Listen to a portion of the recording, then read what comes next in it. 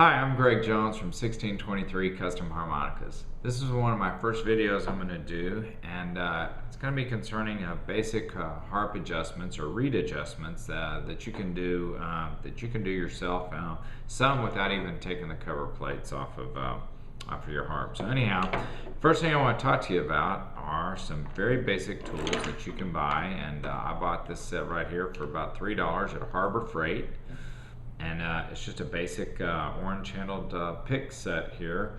I'm not really sure what it's used exactly for. I think it's just a little mechanics pick set, and for just a couple dollars more they come with screwdrivers as well, so you can have a kit that you can disassemble your harp with and make some real minor adjustments to it. I've had several of you write in and communicate to me that you really don't have the patience or the inclination to work on your own harps, and that's understandable.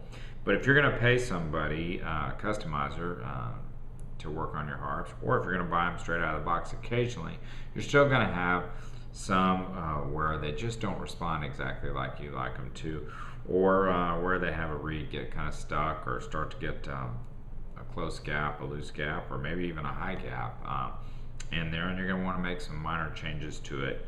And so what I want to demonstrate today for you is how to do that. So anyhow, of this pick set that I just talked to you about, there's a really handy little pick in there. It has a little pigtail, I call it, on the very end of it, and it allows you to really get into that harp comb and just kind of rotate the handle just a little bit, and it kind of presses those reeds down. So what I have here is a trusty little golden melody that I really like, and I've done a little customizing to it. It's a really old golden melody, and I'm having some problems on the 3 below.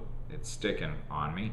This harp is set up for overblows, and so the gap is set very low, and that 3 below is just a little too low, and it's sticking on me. And of course, we're not really going to be overblowing that too much anyhow. So what I want to do is I want to raise the gap on it. I'm going to show you this from this angle, and then I'm going to turn the camera around and kind of show you from another angle as well. But what I'm going to do is I'm just going to find that reed. Here it is, the blow reed, number 1, 2, 3. As you can see, I'm just going to rotate this down just a little bit, just kind of spring that reed down there and just kind of bend it down a few times. And I really don't think you're going to hurt these things. I mean, it will wear them out a little faster the more you mess with them, but you know, we are bending metal here, so we really need to go down and maybe count several times when you do it. Now, the reed is going to have a natural tendency to spring back into the position that it was in before you adjusted it. So you want to do this several times, and then maybe blow on it a few times, or plink it, and then do it again. So I'm just going to press this thing down here, and you are limited in how far you can go when you're doing the blow reed, of course, with the cover plate off, because you have you know, the bottom plate that you're going to eventually hit. But anyhow, we're going to do that. We're just going to kind of spring it a little bit, and I'll put the plates back on and see if that doesn't help. This is a marine band here, and it's actually a customized marine band. As you can see, I opened up the back and put some screws in it. It was the first harp that I ever customized, so there are a lot of mistakes with it, but it just plays fantastic, and I really like it, and it was a first, and so I've hung on to it. I'm having some problems on the 3 blow on this one as well. So what I'd like to show you is what we're going to do is we're going to go in from the back, and we're just going to count 1, 2, 3 with this pick. And I'm just going to go in like that. I'm just going to gently press that reed down just like that. I don't even have to take the cover plates off. I'm just going to go down several times with it.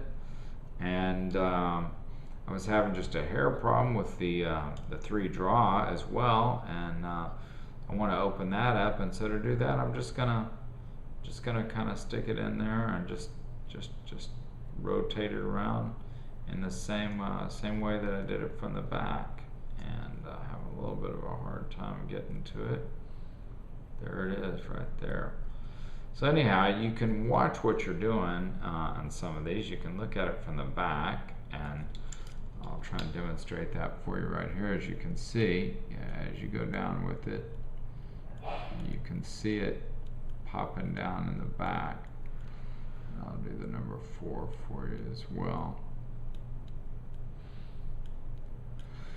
Anyhow, what I'd like to do is get the camera turned around, and then show you this as well from that angle, and we'll see if that doesn't help you when you have to make some minor adjustments. Now, you can also do this if you don't happen to have the pick set, but you have one of these small screwdrivers. I see a lot of guys do it that way as well, and you can go in the same fashion and make your adjustments.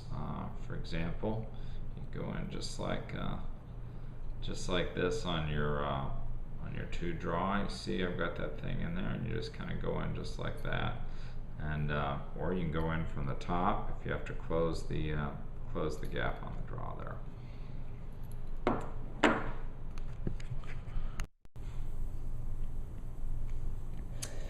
So here it is from the other angle, and as you can see, I'm going to count over 1, 2, 3, and I'm just going to stick this little tool in there just like that,